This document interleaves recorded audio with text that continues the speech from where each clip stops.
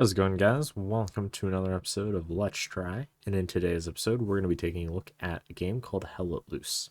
So it is similar to games like Battlefield, or for more niche games, Squad, Postscriptum, Beyond the Wire, and those types. Now, there are a couple different characters you can play, or not characters, I guess, roles, I should say. Commander, there's only one per team. They basically are the de facto leader or team leader. You have infantry, who's all the grunts, everybody in between. You have armor squad, so if you want to play tanks, and then recon if you want to go scouting. Now notice you are limited to a certain number of armor and recon. Each recon squad consists of a officer and a sniper. Armor consists of a commander.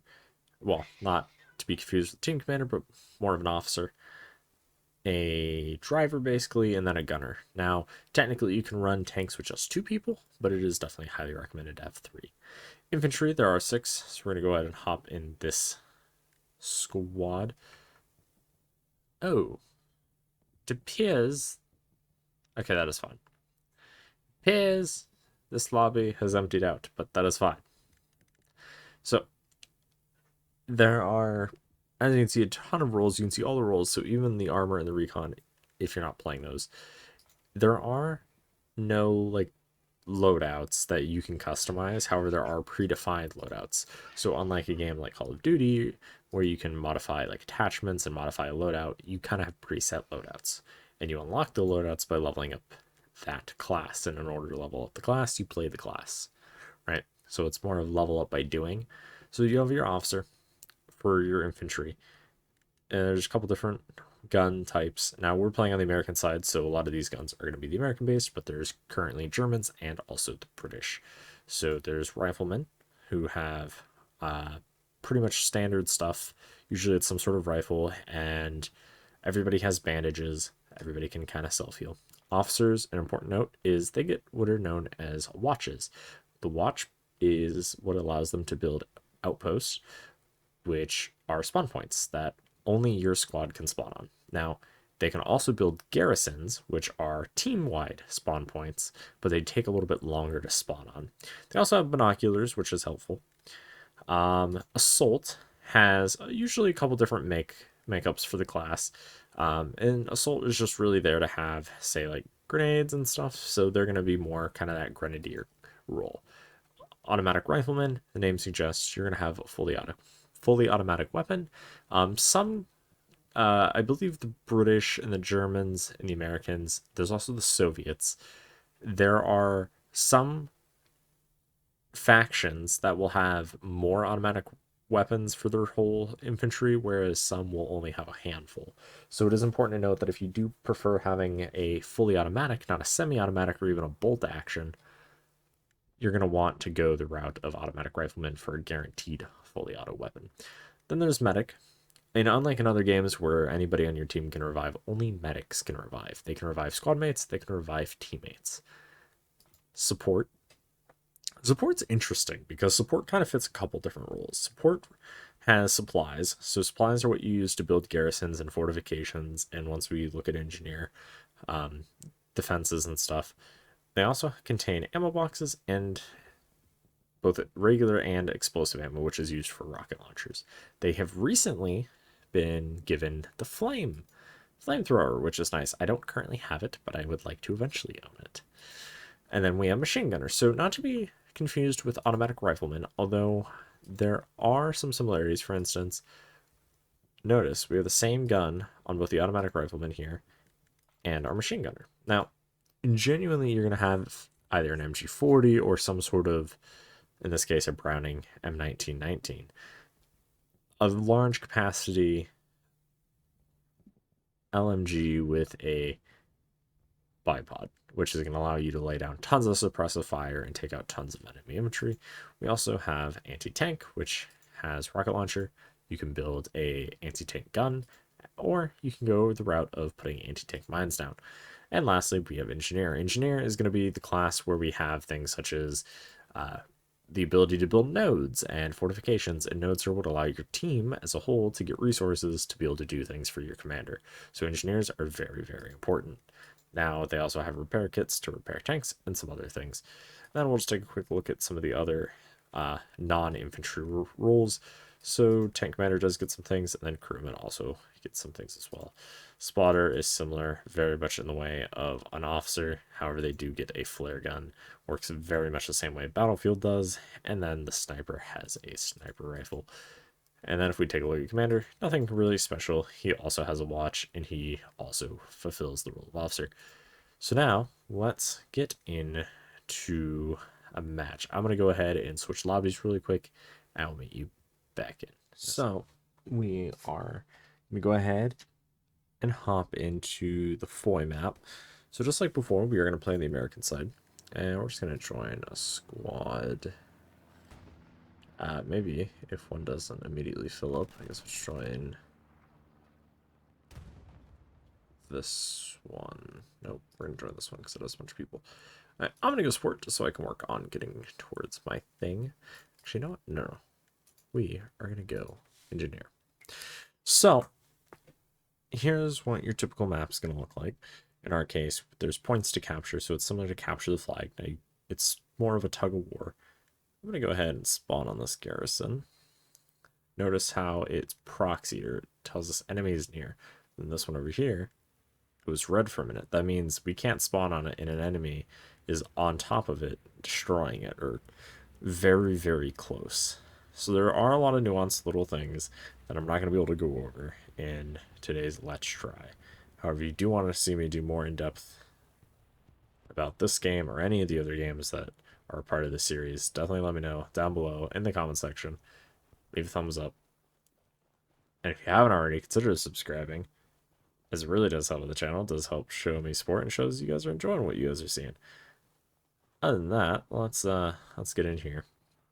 So the maps are huge, and the lobby, or really, I guess lobby, but the time a game takes does massively differ. So for instance, it's a 41-minute timer still left. There are only two game modes in total. There's this game mode, which is basically tug of war, and then there's another game mode, which is defense, basically. So one team fully defends, and the other team is on full offense. Both game modes are pretty good. This one takes by far a lot less time, although the other one could also be said to take far less time. English hard.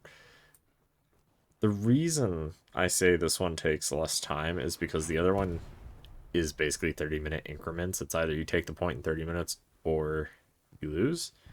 Whereas in this one, you just have to push them all the way back to their side effectively, and then you win. So that could be in 5 minutes, or it could be in the total time. But this one has a much shorter time limit.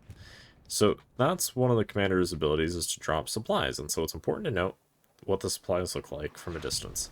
So those are German supplies. They look like a little torpedo. So I would normally tell my officer, hey, there's supplies in whatever map section. So it looks like he's already marked it. And so I would say, okay, well, it's an H6. And I would say keypad 4, right? Because you have your grid. It's 1, 2, 3, 4, 5, 6, 7, 8, 9. And I can't hop over a fence while my map's open. Well, I can. I just didn't realize I was on a fence. A couple other important things is there is artillery on each side. And that artillery can shoot either high explosive rounds or smoke rounds. Requires a gunner and then a loader, so you can operate it just by yourself though by switching seats. And the resources up here at the top of our little map tells us how many we're getting a minute and how many we have. Using those artillery guns does use up some of your ammo, but it's manageable as long as you're communicating with your team and your team has nodes. Otherwise, it does become quite unsustainable. So we just got shot at. So now we're injured, so we're going to heal up with our bandage. Now, you only get 2, so you can only really get injured twice. And if you don't have a bandage, you can try to find a medic, because so in this state, hold F to let go. they can revive us because we're technically just injured, bleeding out. Now, if you get headshot or exploded into a million little pieces, then you can't. So, can't really stitch together a bunch of chunks. You can also ping and provide other information to your team. And there is voice chat, so there is team chat. So you have proximity chat, so just people around you. Squad chat, so you can talk to anybody in your squad anywhere over the map. And then if you're an officer or above, so in this case, commander, tank officer, infantry officer, recon officer, you can all talk between those two. So if you're playing an officer, it does get quite busy over the comms because you traditionally are going to have your squad yelling at you, or at least telling you information, not necessarily yelling at you. And you're going to have commander talking, and you're going to have all the other officers talking. So there's going to be a lot of coordinating going on.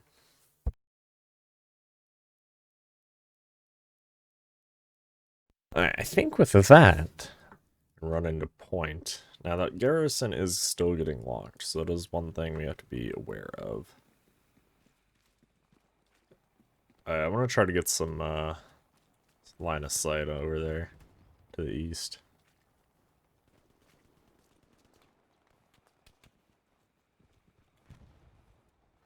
There's a panther coming towards point.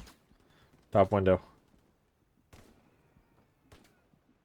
And we just got killed. Squad lead, can you mark that ping as a garrison? Ow. Garrison? A shotgun is good. Just not great distance. Yep, can you mark that enemy garrison, that thing? Squad lead. Already done. Careful. Guys have eyes on the doorway. That is not where I was pinging. Be advised, our D5 Gary is gonna die soon. There's also a garrison where I just put that ping, so... Okay. So a couple things is when somebody says garrison's gonna die or garrison down, those are just like little nuanced things, or like garrison's locked, garrison's red hot. Those are just things to imply that, hey, it's gonna go down, we can't spawn.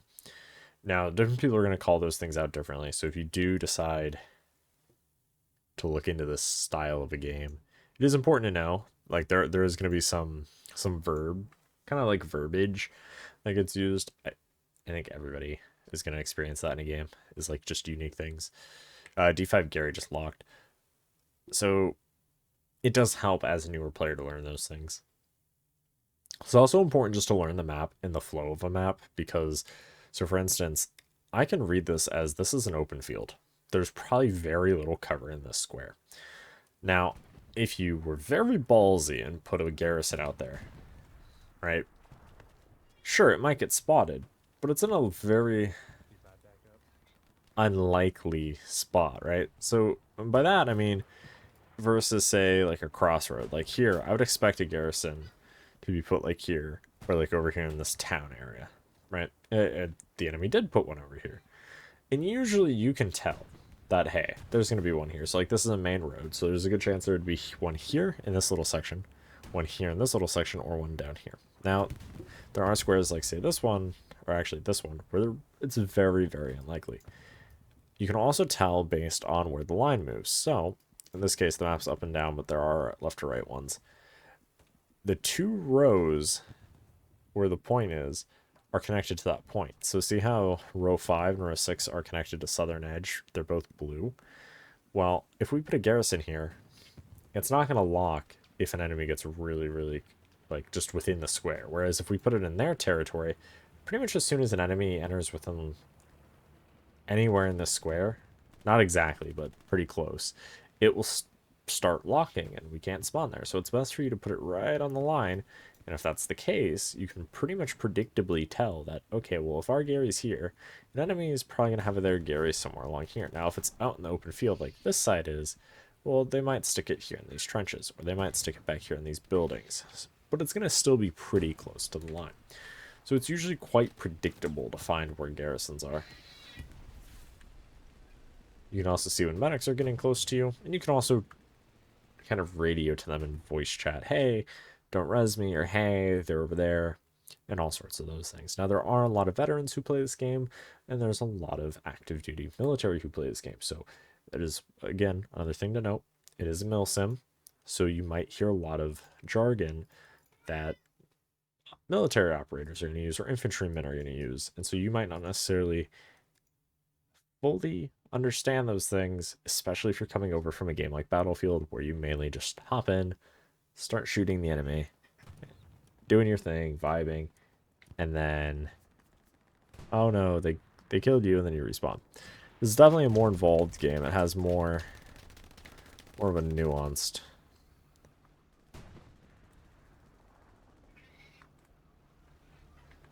Alright, so we're gonna try to take out this tank. Now we have a satchel. And a satchel is a guaranteed one shot to a tank. Artie, can you hit that marker? They're spawning on that exact point. I went over there, ran from HQ3, and died over there. I saw that I'm hitting exact him right now. spot. I'm hitting him right now. If we That's can one get this. It's exact. Careful, there's a panther on ping.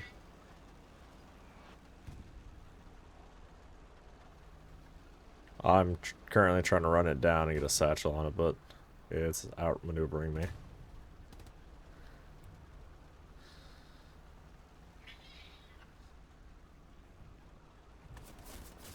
And we got shot. Damn it. But usually the goal is to try to get a satchel on it. Now, you can use rockets. However, rockets have recently been nerfed in the most recent update when at the time of recording. Now, if you're watching this in the far-flung future, this might not be how it works anymore. And so it is important to keep up with game updates if this is a game you're looking into. They are taking Southern Edge. Oh no, that both areas were locked. Okay, we're gonna spawn an N30 highway just so that they don't back cap us. And fun fact, that is where they cap the current point and then already have people capping the next point. I've heard it called double capping, back capping, silent capping. A lot of different names I've heard thrown out for that maneuver. But it is important to know that you don't have to be anti-tank to take out a tank. For instance, I have a satchel as an engineer. I believe Assault gets a satchel as the Americans on, I think, tier 3. But again, not every class is necessarily the same for each faction. So some factions might have a superior advantage, because originally it was just the Americans and the Germans. So those two are going to be the most fleshed out factions, whereas the British, which are the most recent, are the least fleshed out and also the most buggy / inaccurate right now. And as time goes on, things get added and things change. So always make sure that when you're playing a game like this, oh no, a little rubber banding. That's never good. I guess it's a good time to talk about the servers of this game.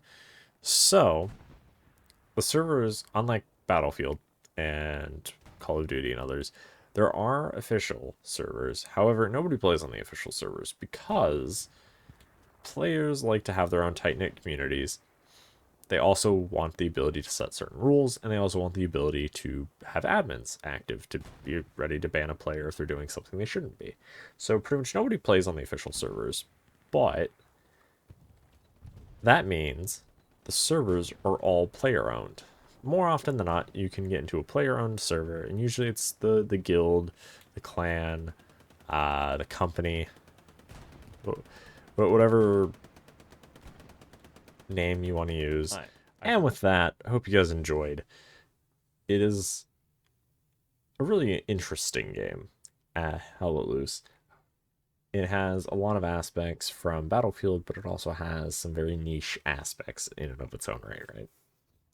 So I hope you guys learned something. Hope you guys try it out. It is currently on sale because, again, at the time of recording, this is during the Steam Summer Sale. If you guys are interested in picking this game up, I highly recommend it. It's really good. Other than that, if you haven't already, hit the subscribe button as it does help out the channel.